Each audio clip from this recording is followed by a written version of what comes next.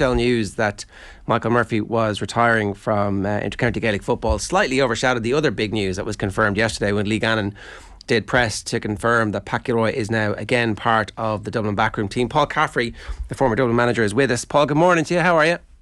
Morning, Jared. How are you? This had kind of been rumbling around the ether for the last month and a half, and I think, in fairness, Pat Nolan was the first person to put it to print in the Mirror last week, or maybe 10 days ago at this stage. And then it was officially confirmed by Lee Gannon, or semi-officially confirmed, that Pat Gilroy's back in. We don't know what he's going to do. What do you think he's going to do? Yeah, look, the first thing you'd have to say, I think it's great news from a Dublin fan point perspective. Pat obviously still has the enthusiasm and the want and desire to get back involved with Dublin. I probably think that, like, Pat took over after me, changed things around, did a fantastic job, won the All-Ireland in 2011. We've been disappointed, I would think, with their exit in 2012 against Mayo in a semi-final, and then stepped down. But look, he'd laid the huge build-up blocks, the stones, for what happened over the next 7-8 years. Dublin gone on to win 6 of the next 8 All-Irelands. So it was phenomenal stuff in terms of what happens. He obviously threw his hat in with the hurlers for a while. Business commitments didn't let him stay at that for too long. But, once a guy has a desire and that ability and that esteem, and Pat would be, talking to the players over the years, like they would have really liked Pat in terms of his style, his no-nonsense style, what he brought to the table. And then, look, I would think from Desi's perspective, there would have been a lot of soul searching, like betting the last 2 semi-finals, and he might have come to the realisation himself that, look, maybe he needed to shake things up at the top table and bring in other people. And this seems to be the way with the new modern management teams, that, it's always about surrounding yourself with the best people. And if Pat was available and willing to come on board, well, I think his CV is right up there. And I think himself and Desi are obviously long-time mates, having soldiered together in '95 to win an All-Ireland. They would have been in contact, I would think, all the time over the years. And I think it's a really good move for Dublin. What exactly his role would be there, I don't know. And maybe it's not the only change that the players will see come 2023. Like, you look at the brave move that Jack O'Connor made, bringing in Paddy Talley, someone from outside, just to freshen things up, and the reward that Kerry got from that. So it wouldn't shock me to see somebody else being added to the ticket further down the line. But I would think that, look, Pat will bring a vast amount of experience, knowledge, and know-how. And obviously, look, a hugely successful businessman. And himself and Desi, a fresh pair of eyes and ears on the scene. It can only be good news for Dublin. Add that into the fact with Jack Mack and Paul Mannion declared themselves available for 2023. I think it's been a good few weeks for Dublin GA.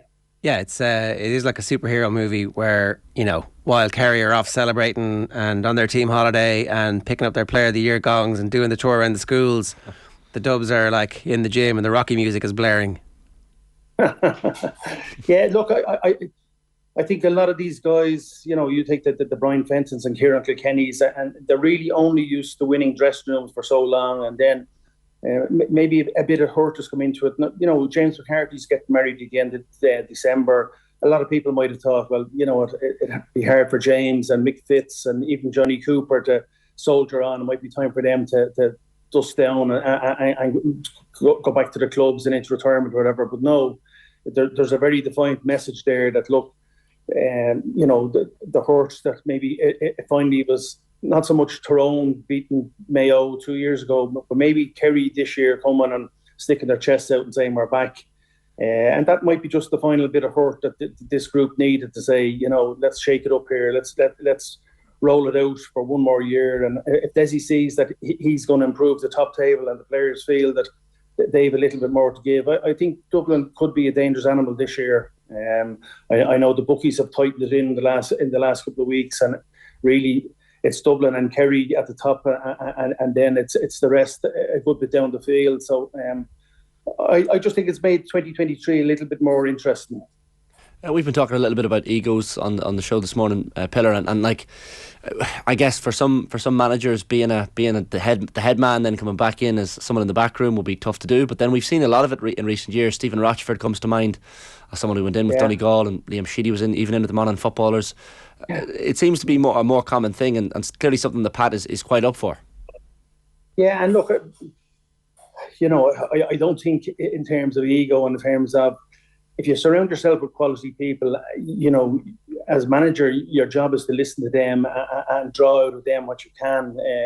Okay, somebody has the final say at the end of the day, but the more expertise you have around the top table, I think it'll only benefit. And I don't think people are saying, how can Pat come back and him having been manager or whatever.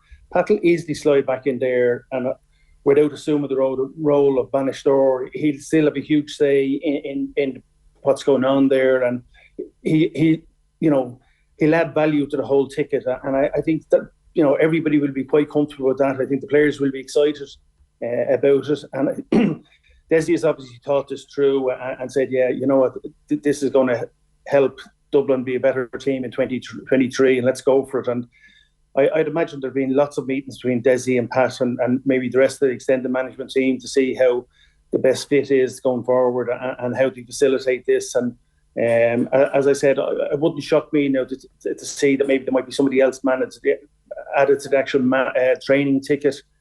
And that's where it's at. You see Kevin Walsh being announced going down to Cork to give a dig out there. And this is what it is. If you can get somebody who is, Pat would have the expertise of, taking a team and moulding them and getting them over the line and seeing the hurt that comes from losing semi-finals, which these guys now have in the dressing room, and then shaping that, and Desi has his All-Ireland senior title under his belt in the 2020 Christmas All-Ireland. And, Desi has invested an awful lot into this group with his minor days and 21 days. And I think Desi will feel himself that there's unfinished business. And I think it's a great line from Desi in terms of, he's leaving no stone unturned. And it's a big move by Desi and a brave move by Desi. And I think it would benefit Dublin. I think he deserves a lot of credit for it, because on the other side of the ego thing, people wondered about Pat and him parking his ego to the point where he's going to not be the main man, and that's not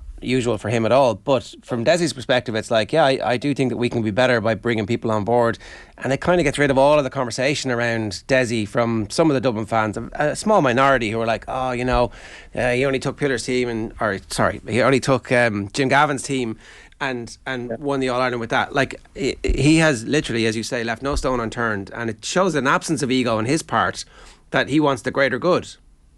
Yeah, no, and I think that's a very valid point, and I would give massive credit to Desi for being big enough and honest enough to say, look, hang on, this is about improving Dublin, and this is about, can Dublin win the All-Ireland in 2023? They're down Division 2, they will get a chance to rebuild and blood players, and I think with Jack Mack and Paul Mannion coming back into the fray, all of a sudden, instead of the little bit of doom that was settling around, and I'll carry her back in, and they'll probably do 3 or 4 in a row. And, maybe the next pretenders or next contenders are, Galway, if they keep building or whatever, that maybe Dublin are going to slip away nice and quietly now after being so dominant for the last 10 years. All of a sudden now there's a little pep in the step again and say, you know what, this is a brave, bold move by Desi Farrell. It's to be applauded. And why wouldn't you want Pat Gilroy to come on board in any capacity to improve things? You mentioned there that you wouldn't be surprised if there was further additions being made to the Backroom team. Do you think it's possible somebody from outside the county might join, or is that off the agenda? I would think probably off the agenda. I think, like even in my years, you're all the time looking to see, is there somebody outside that will add value? I brought in the likes of Ski Wade as a defensive coach, Kieran Duff as a forwards coach. So you are looking to add to your ticket in terms of, you're the manager, and I had selectors in Paul Clark and Davy Billins and Brian Talty. But you do have the remit, you do have the permission to add whatever way you like and see fit in terms of adding to your ticket. And I just think that's part of the evolution of management. And particularly now, you're always looking for, is there somebody else out there that can add value? And, there's guys that have retired recently that stay involved. Butsy Daly was back involved there. Kevin McMenan was back involved. So Desi is obviously evolving this and building and getting guys back involved. That's why you don't see them as frontliners. They're there behind the scenes doing the work. So I think this is still could be a change in picture going forward, and there still could be adjustments. But it's exciting. It's exciting for Dublin fans. It's exciting for Dublin football, and I think it's exciting for the 2023 championship. Dublin and Kerry aren't going to meet in the National League, so we're not going to have that visual early in the year, and we have the prospect of that happening later in 2023 in the championship. Yeah, it's going to build the tension if we can delay it for as long as possible, and then hopefully get it a couple of times. That would be ideal scenario. I did want to ask you about Michael Murphy and his retirement before we wrap this up here. Murphy's career, from the very second he arrived as a senior footballer, he was heralded as a kind of saviour of Donegal football, and he delivered the whole way through, which is very, very difficult in a county that had been as starved of success as Donegal were, for him to hit the heady heights and carry the burden of being captain and best player into every single game, basically from the time he was 18 to the last game he retired after. Yeah, look, Jerry, it's right to acknowledge, one of the greats of the game, Michael Murphy, and like when you talk about Pat Gilroy and Desi Park and their egos, and like what a humble guy. Anybody who's ever met Michael Murphy or been in his company, like what a humble guy he is.